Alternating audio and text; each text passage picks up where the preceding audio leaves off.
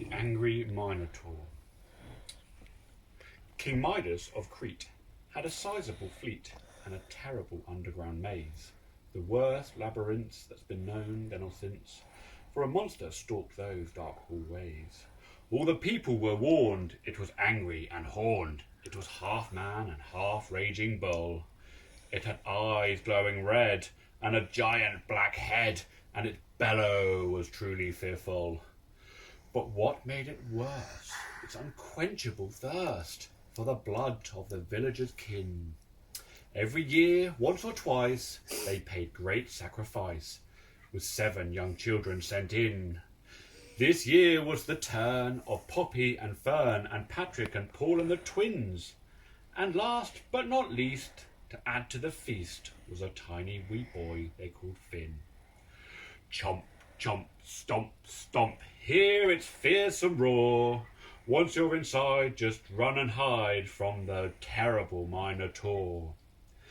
They were led down the road with flowers bestowed at their feet as the crowd hemmed them in. So nobody knew when the figure pushed through and handed a package to Finn.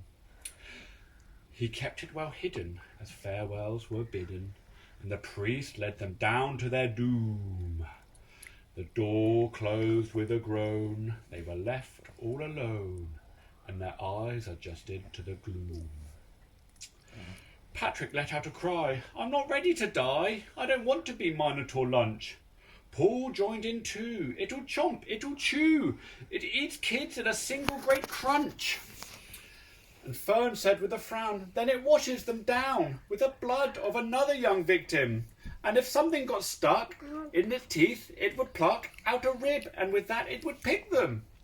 Munch, munch, crunch, crunch, covered in guts and gore. Once you're inside, just run and hide from the Angry Minotaur. Enough, said Finn.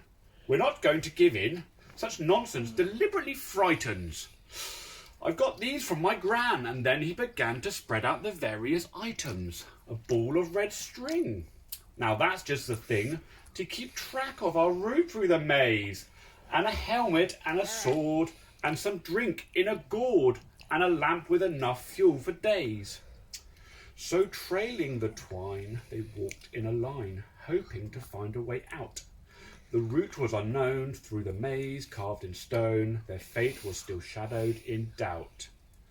They heard a groan, a distant moan, the sound of heavy breathing. What was that sound so far underground? All they could think of was leaving. Snort, snort, puff, puff, it let out a muffled roar.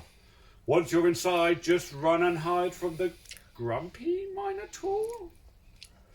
In the flickering light was a terrible sight. In the darkness, 2 eyes glowing red. They huddled in fear as it slowly drew near, the beast that they all knew to dread. But Finn stood firm. Let's listen and learn. Maybe its head is just sore. It can't be good to only drink blood, and the food that it eats is all raw. The shield he put down, face first on the ground, and filled it with drink like a puddle, and stood back to observe as the beast got the nerve to step forward and thirstily guzzle. Then Finn suggested, with mimes and gestures, that use the sword to pick out its teeth.